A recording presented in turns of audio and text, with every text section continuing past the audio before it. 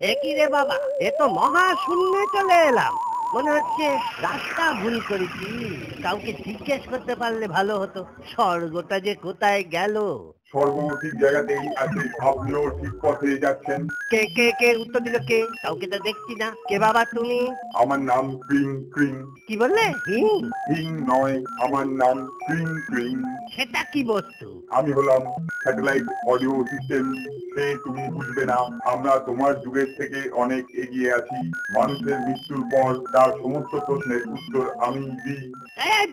যাকে তুমি যেই হও, এবার বলো তো বাপু, ওই ঝাঁটার মতো জিনিসটা কি? ওটার নাম ধূমকেতু, ওর পাশের হলো উল্কা। ওই চেনে বাঁধা মুন্ডুটা কি? ও হলো রাহু। দেবরাজ ইন্দ্র ওকে মাঝে মাঝে ছেড়ে দেন, তখনই ও সূর্য আর চন্দ্রকে খেতে ছোটে। দূরে ওই সুন্দর জায়গাটা কি? ওটা নন্দন কানন, দেবতাদের বাগান। বাহ, গাছপালাগুলো তো বেশ সুন্দর। একটা পৃথিবীতে নিয়ে যাওয়া যাবে না? না, এগুলো সবই মায়া, স্বর্গের বাইরে এর কোনো অস্তিত্ব নেই। আমলো যা, তাহলে এখানে এগুলো থাকার মানে কি? যত সব। হ্যাঁ, তা বাবা ক্রিং ক্রিং, ওই আলোগুলো কিসের? ওরা যাচ্ছেই বা কোথায়? ওরা আলো নয়, ওরা সমস্ত দেবতা। তুমি মানুষের চোখ দিয়ে ওদের দেখতে পাবে না। ওরা দেবরাজ ইন্দ্রের 10,000তম বিবাহ বার্ষিকীতে যাচ্ছেন। ইস, এতটা এসো দেবতা দর্শন হলো না, তাহলে আর এখানে ঘুরে বেরিয়ে লাভ কি? চলো যমরাজের কাছেই যাই। কি হে, আবার তুমি? স্বর্গ ভালো লাগলো না বুঝি? না, দেবতাদেরকেই দেখতে পেলাম না, আর গিন্নির জন্য না মনটা কেমন কেমন করছিল। দুদিন হয়ে গেল, এবার একটু গিন্নিকে দেখে আসি। তুমি পৃথিবীতে গেলেও কেউ তোমাকে দেখতে পাবে না হে, সবাই ভাববে তুমি ভূত। সে তো আরো ভালো, আরো বেশি মজা হবে। যাই তাহলে। নিশ্চয়ই নিশ্চয়ই, এক্ষুনি যাও এক্ষুনি যাও। চিত্রগুপ্ত, ও চিত্রগুপ্ত, চালটা কিরকম দিলাম বলো? হুজুর, ব্যাপারটা তো ঠিক বুঝতে পারলাম না। আরে বাবা, ওর বাড়ির লোকেরা যখন ওকে ভূত ভাববে, তখন বেটা কেমন জব্দ হবে বলো তো? হুজুরের জবাব নেই। এই তো বাড়ি এসে গেছি।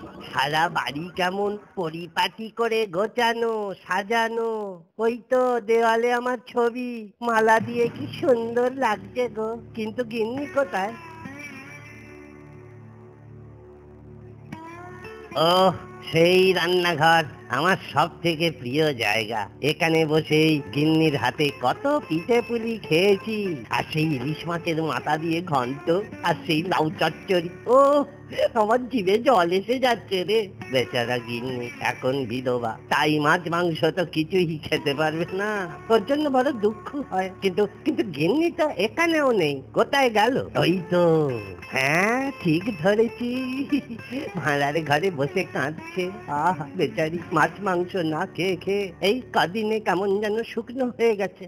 কিন্তু ওদিকে ফিরে কি করছে? হ্যাঁ, কিছু খাচ্ছি, হবিষ্যি করছে বেচারি। একটু কাছে গিয়ে দেখি তো।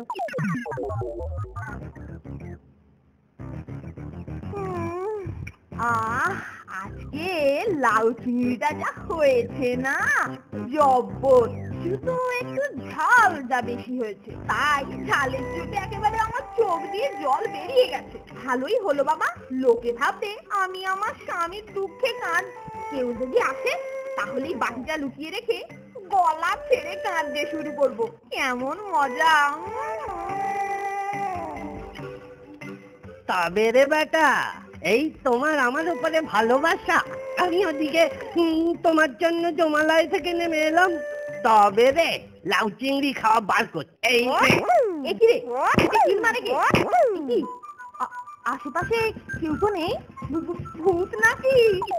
ওরে বাবা রে, ওরে ন্যাপা, তোরা কোথায় গেলি রে? ভূতে আমার ঘাড় যে মুটকে দিল রে। এমন ভয় পেয়েছে এখন, 4 দিন ঠক ঠক ঠক ঠক করে কাঁদবে। এখন ছেলে মেয়ে দুটোর কি অবস্থা দেখতে হয়। এই দেবী, এই চাবির খোঁজাটা তুই কোত্থেকে নিয়ে এলি রে? এটা তো বাবার সিন্ধুকের চাবি নয়। যা বাবা, এটাই তো বাবার বিছানার বালিশের তলায় ছিল। যা করার মা আসার আগেই করতে হবে। দরকার হলে সিন্দুক ভেঙে টাকা নেবো।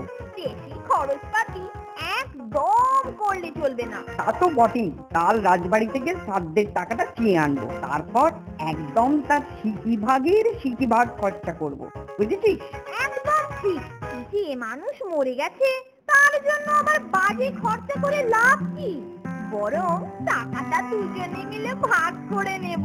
বাবার টাকা তো ছেলে মেয়েরাই নেয়, তাই না? ঠিক বলেছিস, ঠিক বলেছিস। বেটারা আমার পারলৌকিক কাজেও টাকার বাঁটোয়ারা করছে। দাঁড়াও, এদের ভূত সেজে উচিত শিক্ষা দিতে হবে। এই, তোরা কি ভেবেছিস তোদের বাবা নেই তাই যা খুশি করবি? এই আমি তোদের কাছেই দাঁড়িয়ে, বেশি বেগরবাই করলে ঘাড় মোটকে ভূত করে জমানায় চালান করে দেব। এই যে বাবার গলা রে, বাঁচাও বাঁচাও। ওরে বাবা রে, বাঁচাও গো। নাও চলো এবার রাজসভায়, একবার দেখেই আসি সেখানে কি খেল হচ্ছে।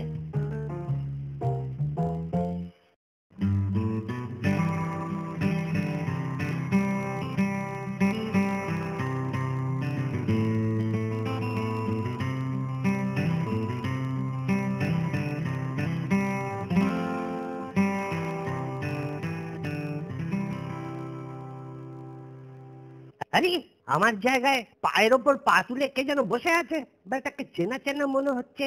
একটু কাছে গিয়ে দেখি তো। আরে আরে আরে, এই যে সেই বেটা ভগবান আমার জায়গায় বসে বেটা মাতব্বরি করছে। বেটাকে একবার তাড়িয়েছিলাম, আবার উড়ে এসে ঝুলে বসেছে। ওদিকে ওই হতচ্ছাড়া হারু পণ্ডিত ওর সাথে তালে তাল দিচ্ছে। একবার দেখি তো ওরা কি কথা বলছে। গোপাল বেটা এসে গিয়ে খুব ভালোই হয়েছে, বেঁচে থাকতে বেটা আমাকে কম জ্বালিয়েছে। বেঁচেছি এখন। বলুন। আরে ওর মতো নচ্ছার কি আর স্বর্গে যাবে? বেটা নির্ঘাত নরকে। আমাকে বলতো কিনা গরু পণ্ডিত। নে এবারে বোঝ। যা বলেছেন। ওহ, এ তো আর সহ্য করা যায় না। বেটারা ফাঁকা পেয়েছে কি আমার 14 গোষ্ঠী উদ্ধার করে দিচ্ছে। তোমরা দেখাচ্ছি মজা। আমার চিঠি ধরে টানকে। ওরে বাবা মেরে ফেললো রে। ওরে বাবা রে, ভূত নাকি? ওরে বাবা রে, কে জোরে চিঠি ধরে টানছে গো। কি হলো পণ্ডিত মশাই, আপনি এরকম করছেন কেন? ওরে বাবা, এই কে যেন আমার চড় মারলো। ওরে বাবা রে, ছেড়ে দেন। ওরে বাবা রে, ছেড়ে দেন। আরে ওরে বাবা রে, ওরে বাবা রে, ওরে বাপ রে বাপ। জমালয়ে যাই। কি হে গোপাল, তোমার পৃথিবী দেখার স্বাদ মিটলো? আমার স্বাদ না মিটিল, আশা না পুরিল, ঘোরাঘুরি সার হলো মা, ঘোরাঘুরি সার হলো মা। হু হু, কান গেল। তোমার হেড়ে গলায় গান থামাও বাবা। একটু মাকে ডাকতে দেবেন না যমরাজ? শোনো, তোমার হাতে সময় অল্প, এখন তাড়াতাড়ি কি চাই বলে ফেলো। শুধু একটা অনুরোধ, ওই হেড়ে গলায় আর গান দয়া করে করো না, কানের সব খোল বেরিয়ে গেল। নাও বলো তো কি চাই। এবার একবার সশরীরে নরকটা দেখে আসি হুজুর। আরে ওখানেই তো তোমার ভাগ্য ঝুঁকছে। ও মশাই, আপনাকে কে ফোরন কাটতে বলেছে? কোথায় গিয়ে কি করবো সে আমি বুঝবো? ওই আবার তোমাদের ঝগড়া শুরু হলো। ওরে কে কোথায় আছিস? গোপালকে তাড়াতাড়ি নরক দেখিয়ে আন, আপাতত এই ঝগড়া থেকে তো পরিত্রাণ পাই।